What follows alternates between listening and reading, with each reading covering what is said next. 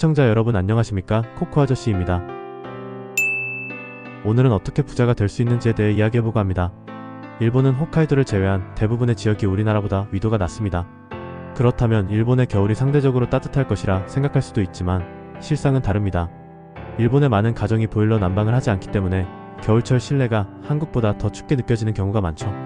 게다가 단열이 취약하여 외부에서 들어오는 찬바람을 막을 대책이 부족한 것이 현실입니다.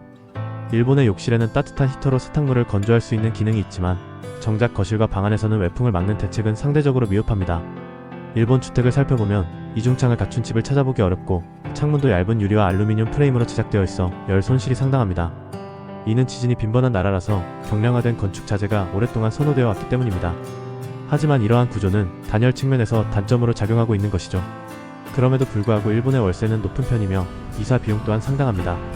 예를 들어 일본에서 이사를 하려면 보증금, 사례금, 중개수수료, 첫 달 월세 등 다양한 비용이 발생하는데 이는 한국보다 훨씬 부담스러운 수준입니다. 이러한 주거 환경으로 인해 일본에서의 삶의 질이 한국보다 낮다고 느껴질 수 있습니다. 하지만 일본에서도 재테크를 통해 경제적 안정을 이루는 다양한 방법이 있습니다. 또한 인구가 많은 만큼 한국보다 자산을 크게 보유한 부유층도 훨씬 많죠. 금융상품, 부동산 투자, 주식시장 등 여러가지 방법을 활용해 자산을 증식할 수 있으며 일본에서도 부를 쌓기 위한 노력은 필수적입니다.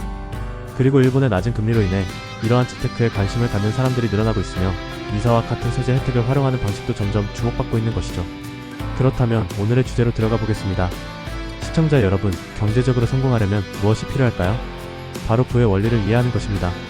대한민국, 미국, 그리고 일본이 직면한 현실을 살펴보면 자연스럽게 한 가지 답을 떠올릴 수 있습니다. 그것은 바로 자유와 그 자유를 지키는 동맹의 중요성입니다. 군대 경험이 있으신 분들은 잘 아실 겁니다. 대한민국과 일본의 가장 중요한 동맹국은 미국이며 이 동맹을 바탕으로 경제와 사회가 성장해 온 것이죠.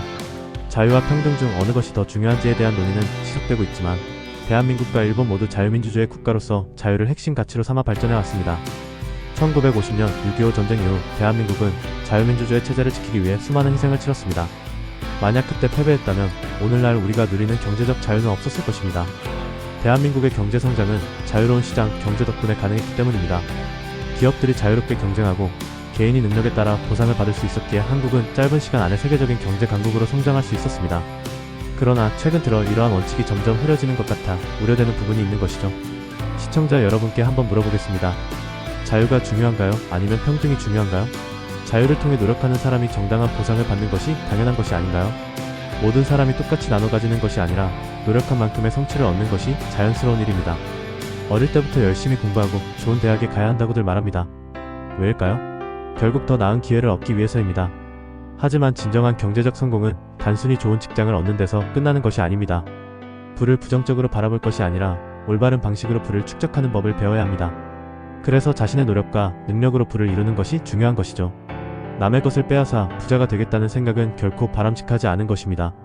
그렇다면 우리는 어떻게 부를 쌓고 경제적 자유를 이룰 수 있을까요? 중요한 것은 단순히 돈을 모으는 것이 아니라 돈이 나를 위해 일하게 만드는 법을 배우는 것입니다. 이를 위해서는 재테크를 할 때 항상 더 나은 선택을 고민해야 하는 것이죠.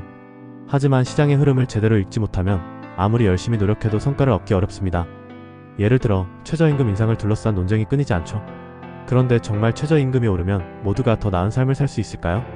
현실적으로는 일자리가 줄어들고 물가는 상승하며 세금 부담이 커집니다. 결국 우리가 손에 쥐는 실제 가처분 소득은 줄어들 수밖에 없는 것이죠. 시장 경제에서는 인위적인 개입보다 자율적인 조정이 더욱 중요하기 때문입니다. 지금 세계 경제의 흐름을 보면 반도체, AI 등 첨단 산업에서 치열한 경쟁이 벌어지고 있는 것을 잘 아실 겁니다. 이런 상황에서 우리 기업들이 자유롭게 경쟁하고 성장할 수 있는 환경을 만들어야 합니다. 그리고 이를 위해 미국, 일본과의 협력은 더욱더 중요해졌습니다. 경제는 혼자서 살아남을 수 없기 때문입니다. 자유시장을 유지해야 우리도 글로벌 경쟁력을 갖출 수 있습니다. 이러한 합리적인 시장 경제 체제 속에서 우리는 재테크를 할 수 있고 다양한 직업을 선택하며 경제적 독립을 추구할 수 있습니다. 하지만 나라가 흔들리면 이런 기회조차 사라질 수 있는 것이죠. 자유가 없는 사회에서는 개인의 성장이 제한되기 때문입니다. 자유 대한민국이 아니라면 미국과 점점 멀어지고 결국 우리에게 주어지는 경제적 혜택도 사라질 것입니다. 예전에 홍콩이 얼마나 번성했던지 기억하시나요? 하지만 지금 해외에 나간 홍콩 사람들은 점점 중국 화교로 간주되고 있습니다.